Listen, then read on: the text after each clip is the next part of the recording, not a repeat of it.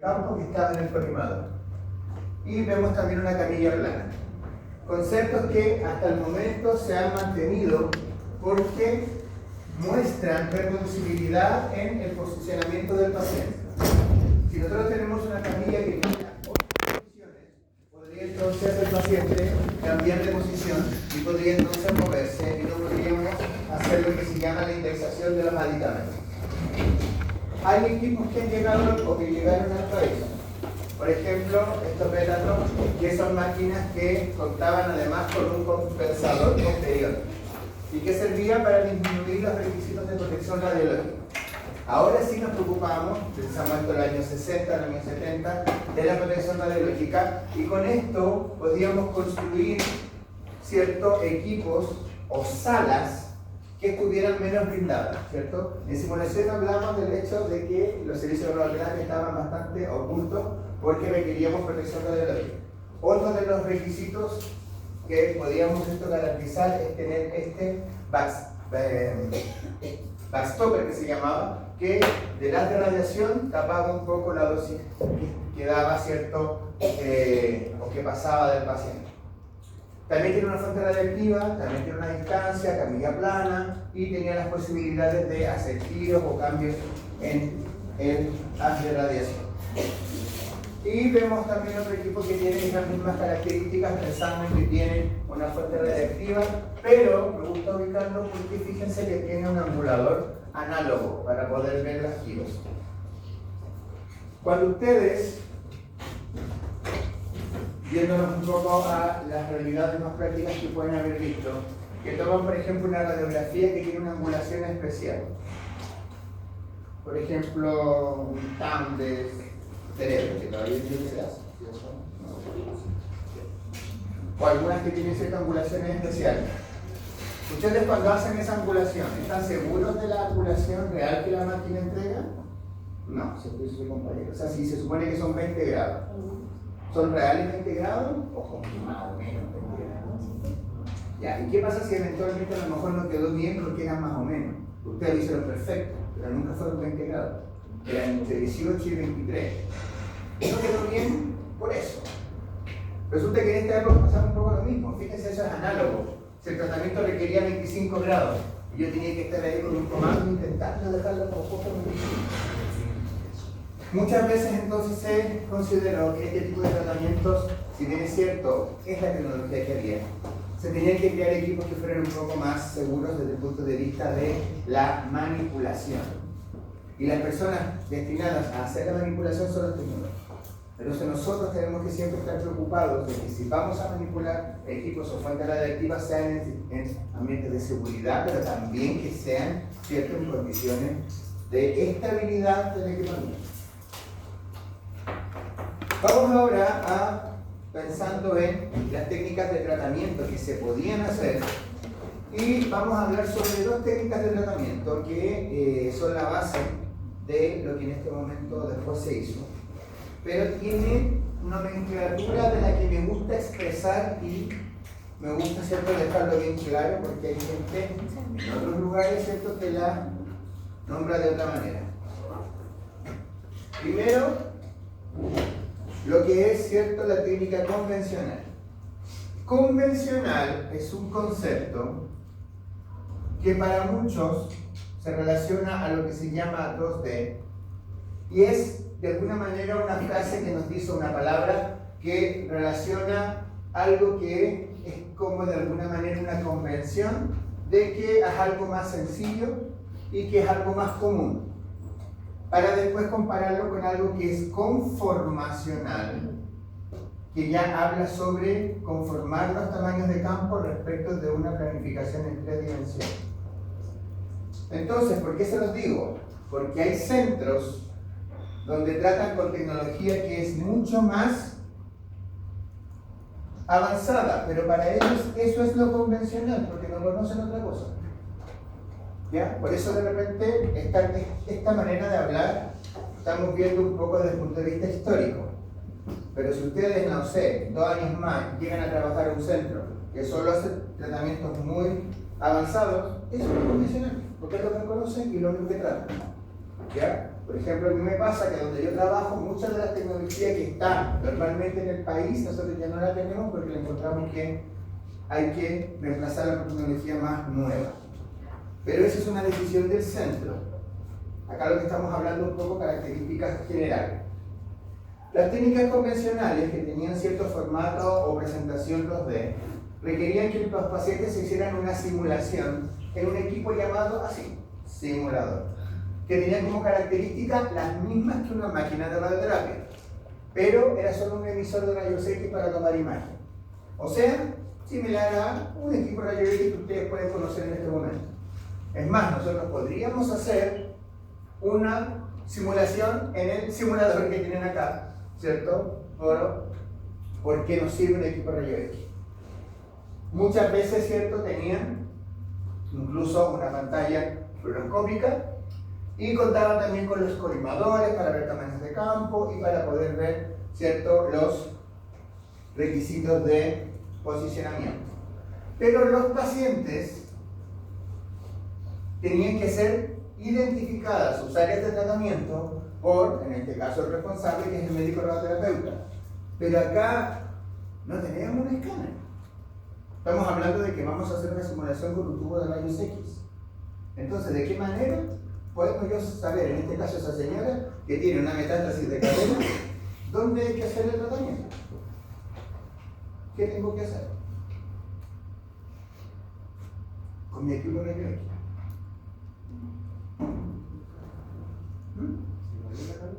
¿Cómo? Hacer una radiografía. Obvio. Pero ¿cuál es el problema? ¿Dónde ubicarla? ¿Cómo ubicar justo que es la cadera? Entonces el médico marcaba la zona, ¿cierto? En la piel de la paciente se tomaba una imagen y se corregía en función de la imagen que salía. Fíjense también que tenemos acá láser de posicionamiento. Los láseres estaban en los años 60, 70. O sea, esta es una simulación 2D en el año 90 prácticamente. Todavía hay lugares que siguen haciendo esto. Todavía en el país hay centros que tienen simulador. Clínica alemana todavía tiene simulador. No es que simule todos los pacientes así, pero al menos crea un proceso de simulación. Vemos, por ejemplo, que la paciente tiene estos láseres, vemos que tiene unas marcas, ¿cierto? Y sobre la piel, que no es tan fácil de ver, pero como ustedes tienen la clase ahí grande de la foto, tiene como una marca, ¿cierto?, de un escalímetro que se llama, o de un colimador que tiene un tamaño de campo. Eso es importante porque el tamaño de campo es el concepto que nos va a guiar a decidir los tratamientos que necesitamos hacer. ¿Por qué? Porque este tamaño de campo nos va a indicar cuál va a ser la tasa de dosis que el equipo va a entregar en esas condiciones de tratamiento. La tasa de dosis nos va a después ver, según la profundidad, la dosis en profundidad que vamos a encontrar. Y si eso lo relacionamos con la dosis de prescripción, vamos a sacar el tiempo de tratamiento. Esa línea, que de aquí a 2 clases más van a tener que calcular, es necesario en función del tamaño de campo. Por lo tanto, el tamaño de campo no se puede modificar. Y antes era un problema, sobre todo cuando uno trabajaba, y eso lo contaban siempre los TENS, los tecnólogos más antiguos, porque podían confundirse con un tatuaje, con un lunar, podían confundirse, ¿cierto?, con alguna marca en la piel, pacientes que tenían mucho vello corporal, no se veían bien las marcas, y podían ajustar el tamaño de campo a lo que ellos veían. ¿Cuál era el problema? Que si el tiempo de tratamiento era 1 minuto y medio, si cambiara el tamaño de campo, el minuto y medio no iba a ser la misma dosis a profundidad. Y podían haber obviamente cambios, ¿ya? Esto se vio mucho en estudios en Francia, porque había un prejuicio, y que ustedes lo van a vivir, de que los colegas jóvenes no podían tener ¿cómo se llama?, los requisitos para poder, ¿cierto?, poder entrar en algunos sistemas con las claves que eran de la gente que era, ¿cierto?, más antigua y que tenía como más responsabilidad. Pero se veía que esas personas profesionales más antiguos modificaban todo el tratamiento. En cambio, los colegas nuevos seguían las instrucciones de lo que ya estaba protocolizado. Y eso era más seguro. Entonces tuvieron que hacer todo un cambio respecto de que la edad no necesariamente tenía que ver con las mejores prácticas. Y eso es algo súper importante cuando de repente se habla de que hay que tener experiencia laboral. Porque a veces esa experiencia laboral te cambia la manera de trabajar respecto de lo que tú sabes saliendo de la universidad. Los tamaños también son importantes porque teníamos un elemento radiopaco que se iba a ver en la radiografía y podían aparecer puntitos o podían aparecer ciertos centrajes. ¿Por qué cambiaban? Porque también esas marcas a veces nos dejaban ver un poco la anatomía.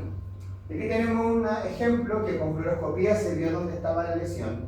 Y acá tenemos, no es tan difícil ver, una vértebra que está, ¿cierto?, metastásica, está más densa y se trata con un campo de irradiación considerando una vértebra más arriba o una vértebra más abajo.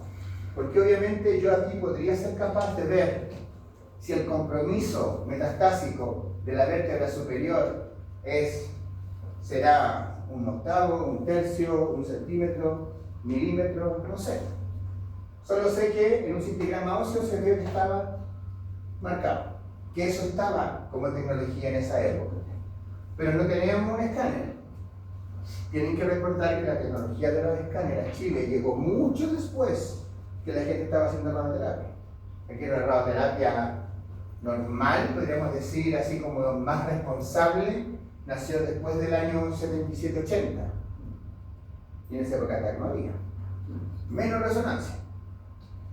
Y así se diagnosticaban y se trataban los pacientes. Y se curaban muchos pacientes. Entonces, si se fijan, acá podemos tener el tamaño de campo. Acá podemos decir que hay 1, 2, 3 centímetros, 6, 1, 2,5, 1. Si son 2,5 y 6 sería un 5 por 6. Tamaño de campo. Pero los pacientes no todos tenían zonas que sean muy parejas. ¿Qué pasa con esta paciente que tiene un cáncer de mama? ¿Qué pasa con las referencias que ven ustedes ahí? ¿Cómo mantenerlas en el tiempo? ¿Qué imágenes tendríamos que obtener?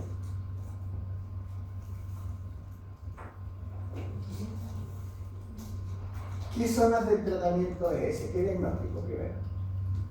Cáncer de mama. Pero está la mama y más tonta. La del cuello. Más que metástasis, porque eso se habla más a distancia, tiene metástasis locales, micrometástasis o compromiso ganglionar. ¿Qué sería? La mama, supraclavicular, infraclavicular, axilar y cadena mamaria interna. Al mínimo, que es lo que está ahorita.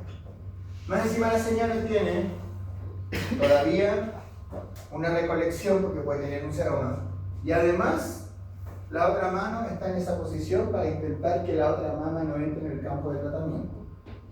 Y digo, intentar, porque está claro que hay una parte de esa mama que sí se va a irradiar. Y aquí no vamos a tener el tema de que, oye, a lo mejor esa mama se irradia y hay un cáncer secundario. No es problema cuando queremos tratar primero el cáncer primario, controlar, porque no es una mamografía. Entonces, ¿qué imágenes obtenemos? ¿Qué marcas de referencia vamos a dejar? Esta señora se baña, se le sale todo. Son muy cuadrantes. Muy cuadrantes. ¿Cómo? ¿Qué tendríamos que dejar como cruces? Puntos. Pero igual se va a bañar y se le van a salir. ¿Y el pezón? ¿Ah? El pezón. El pezón no está marcado. Incisiones. Con cuchillo.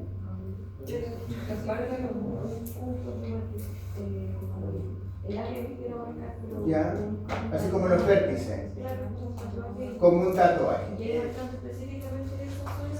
Perfecto, exactamente eso es. Lo que nosotros teníamos que tatuar a las pacientes, porque aquí me va a venir el tatuador y no va a venir el médico a hacer nada.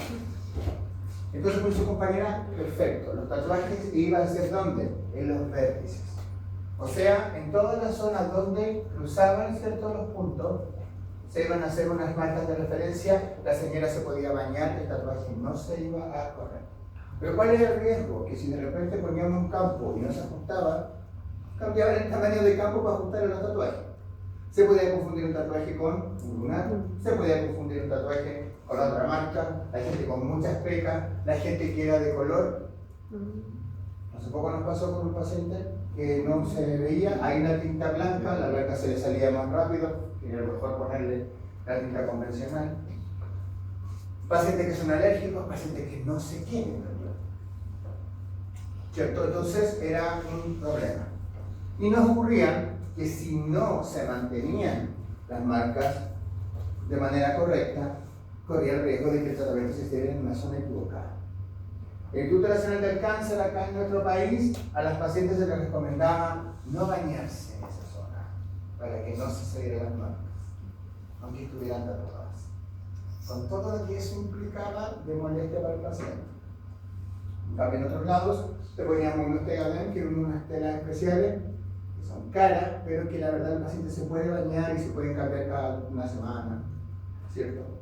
Pero si se fijan, la reproducibilidad era un problema, porque estábamos, ¿cierto?, ante una situación de imposibilidad de mantener fija la posición. Entonces los órganos en general y las radiografías me iban a servir, pero de una manera muy parcial. Yo no iba a poder ver dentro un poco cuánta dosis podía recibir el pulmón, no iba a poder ver si había que hacer algunas protecciones muy bien, porque las radiografías iban a tener una información solo de hitos anatómicos óseos. Por lo tanto, la posición del tratamiento y la geometría de los campos la íbamos a tener que determinar, ¿cierto?, por solo este tipo de información. Acá estamos en un equipo que es más pobre, porque ni siquiera tiene el colimador con los tamaños. Entonces, el área que ustedes ven ahí, ¿cómo creen que se determinó ese campo de irradiación?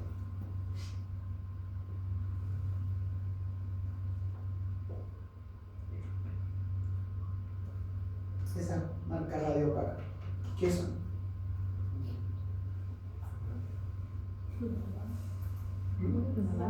Alambres. El médico le marcaba la piel al paciente y le ponían alambres, le poníamos alambres en la superficie del paciente y se tomaba la radiografía. Porque no había otra cosa. ¿Cómo sabemos el tamaño de campo si no teníamos la regleta? En esta imagen. ¿Puedes ir con la ropa interior del paciente? ¿Cómo? Con la ropa interior de la paciente. ¿Podríamos medir el tamaño con la ropa interior? Viendo como los límites de la ropa interior. Pero eso era en la piel del paciente. Pero aquí estoy preguntando en la imagen, porque la piel igual es curva.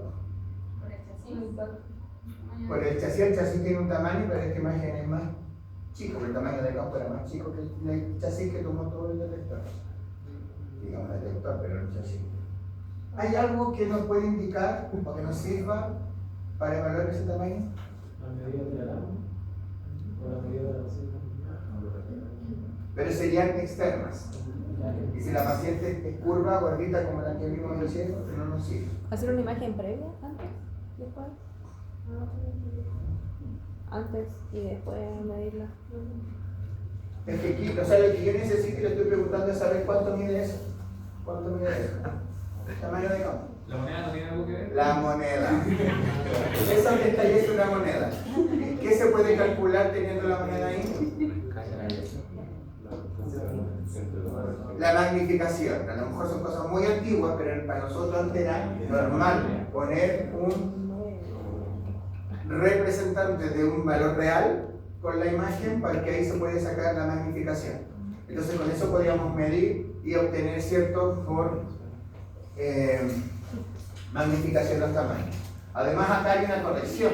O sea, el médico vio esta imagen y pidió corregir el tamaño del campo para solo la pelvis menor. Y esto es una radiografía para un campo antero-posterior. ¿Qué se ve en el lado? La imagen que está allá, ¿qué quisiera mostrar en la misma paciente?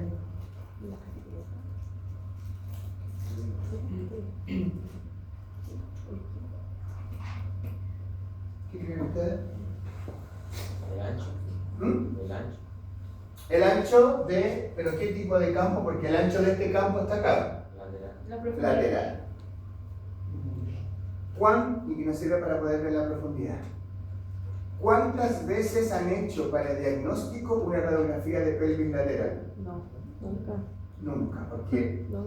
la simulación, todo lo que se obtenga en los años 80, 70 y ahora, nunca es para diagnosticar.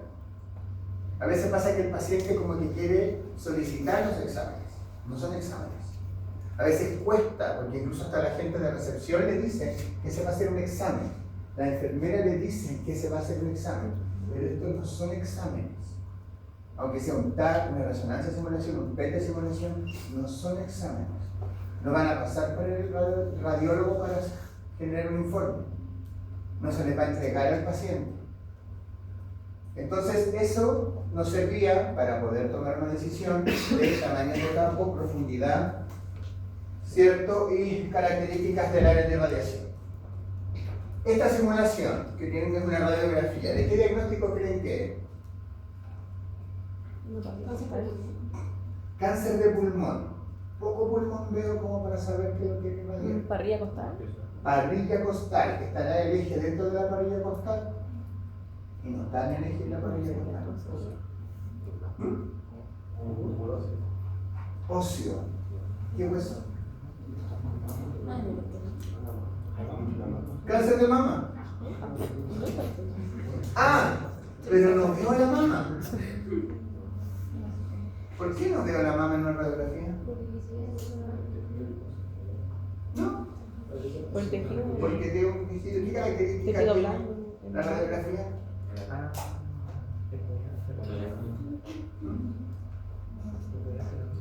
Clase anterior. El efecto. Tiene más El energía. efecto. Tiene más energía. Yo no veo, porque la coeficiente de renovación para esta energía no me va a mostrar esa separación, me va a mostrar los huesos porque tienen un Z distinto.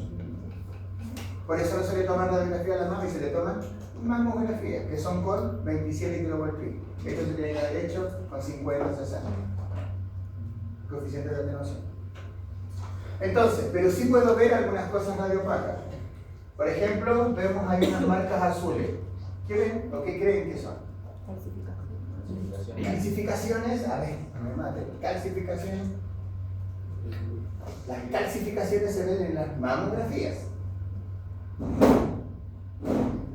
Y eso vean en su dispositivo, tiene como al menos 4 milímetros. Marcas radiopacas, sí, son marcas radiopacas, pero al final se tragó. ¿Pero de qué no? Nódulos, son metálicos radiopacos. Quirúrgicos. Excelente. ¿Por qué los van a dejar ahí los cirujanos?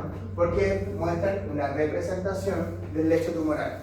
Entonces, cuando sacaron el lecho tumoral, lo que quedó, que no sabían si había que sacarlo o no, le dejan unas marcas para que el radioterapeuta pueda ver más o menos dónde hay que intentar, ¿cierto?, que tome toda la dosis de radiación. Muy bien. Tenemos dos marcas de acá que no son fáciles de interpretar, se los cuento, que van a ser la línea media y la línea axilar, vamos a verlo de ahí, y que representaban, ¿cierto?, las marcas de las áreas anatómicas hasta donde tenía que llegar el área de tratamiento. Todavía hay lugares donde el radioterapeuta las marca. Actualmente el tecnólogo es el que hace esa marca con una marca radiopaco. Y vemos hacia anterior una marca que está aquí como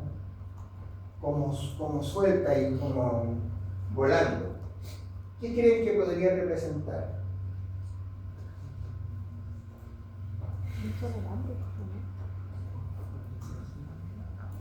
También es radiopaca, pero no está asociada como a la zona donde tengo que irradiar, pero está dentro del campo de radiación. No es la incisión que se hace en el pezón. Muy bien. La cicatriz que muestra la intervención quirúrgica. ¿Y por qué será relevante marcarla? Porque el médico de radioterapia debe saber por dónde parte la cirugía para establecer que al final esta es la zona donde hay que dar incluso a veces más dosis. No es lo mismo, por ejemplo, si los clips estuvieran acá y esa marca estuviera allá arriba. Significa que los clips a lo mejor se movieron y emigraron, que se dice. Esto que ustedes ven acá, todavía hay centros que lo siguen simulando tal cual. No le toman una radiografía a lo mejor. pero sí van a tomar esta referencia. Porque los radioterapeutas se formaron con los radioterapeutas que empezaron a trabajar así. De la misma manera como un poco les pasa a ustedes. Muy bien, y por último tenemos el tamaño de campo.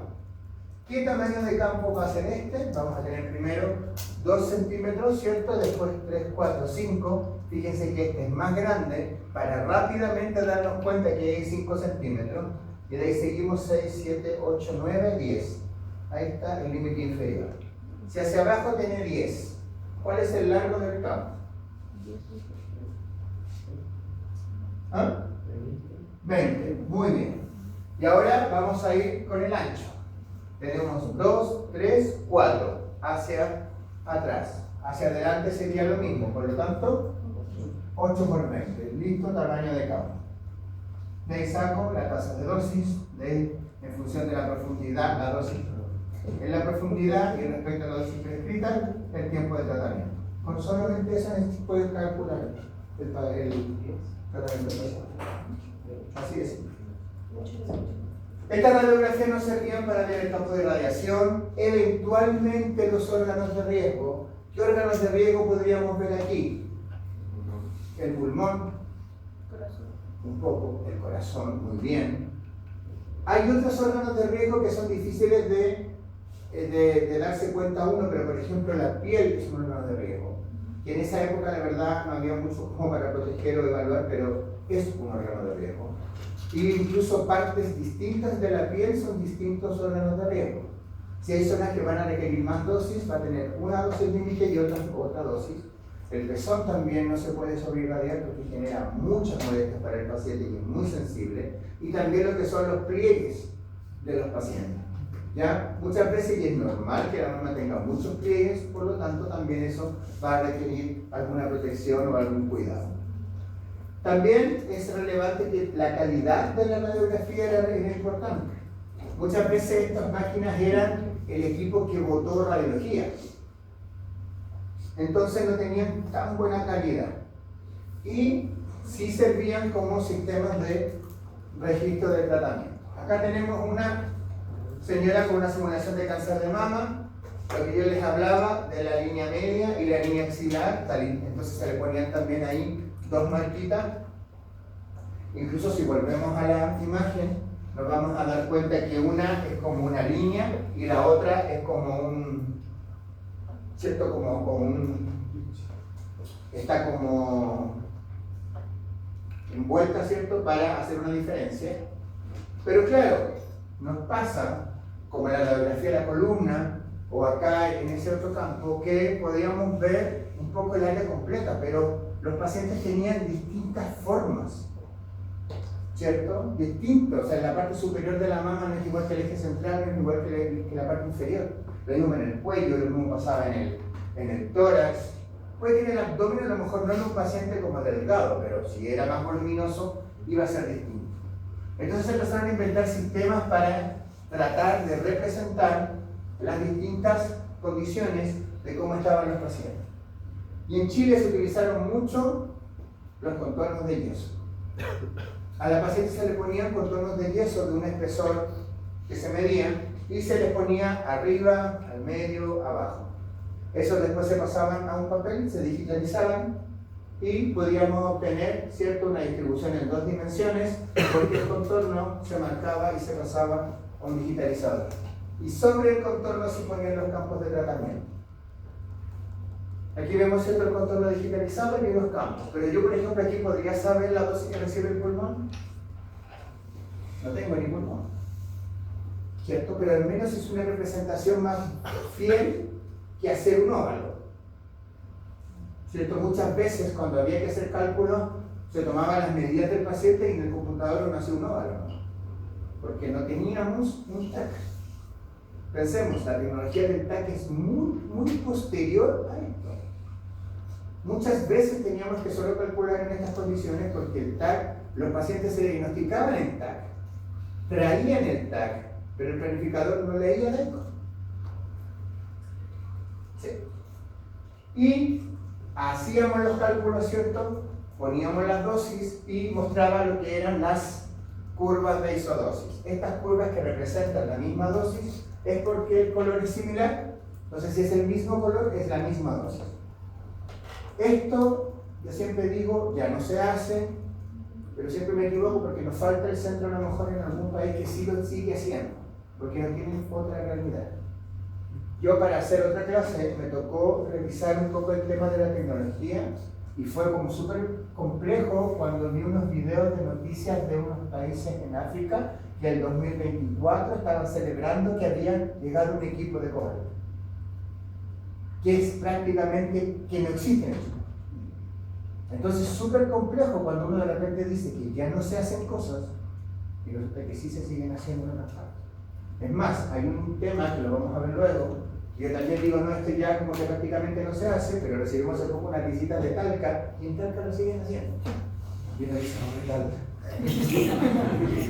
Y la autora me mira así y me dice, no, sí, allá es así. Y él le dice, aquí yo soy jefe, y yo digo que ya no se hace en Chile. Y dijo, no, sí, no hay más. Convencional, entendemos entonces que es tecnología más antigua, más como de muy buenas intenciones, ¿verdad? Porque queríamos hacer muchas cosas, pero no había muchos recursos. Tecnología que era muy análoga, muy, podríamos incluso decir riesgosa, porque imagínate, te equivocabas en pasar como ese yeso, se te caía el yeso, se te perdía el yeso, se te confundía el yeso con las pacientes. Pésimo. Entonces empezamos a aparecer tecnología más, ¿cierto?, nueva, y empezó a considerarse la necesidad de conformar, por eso se llama conformacional, los campos de radiación, pero ya viendo los volúmenes de tratamiento. Ya no servía decir desde afuera. Si ya los diagnósticos se hacían con un examen que podía ver la forma de los tumores, entonces ¿por qué no podíamos crear los campos de radiación siguiendo esa forma? Por lo tanto, se eliminó todo lo que era la tecnología de 2 dimensiones para trabajar con técnicas que nos permitieran evaluar los volúmenes, porque se vio que optimizando el control, porque podíamos ver las áreas de tratamiento, disminuíamos también las tolerancias de los tejidos sanos. Porque ahora sí vamos a ver el pulmón, sí vamos a ver el recto y la vejiga. Por lo tanto, teníamos que ser capaces de controlar la dosis. El grado de confiabilidad de todo lo que estábamos ya planeado hacer, lo íbamos a tener con un TAC de simulación. Entonces hablamos de un TAC de simulación con un registro de posición con láser y con marcas radioopacas. Pero eso significa que el paciente tiene que entonces estar sobre un equipo con las condiciones de poder hacer un TAC y que además tenga los requisitos para hacer el TAC de simulación. Y a veces eso requiere caminar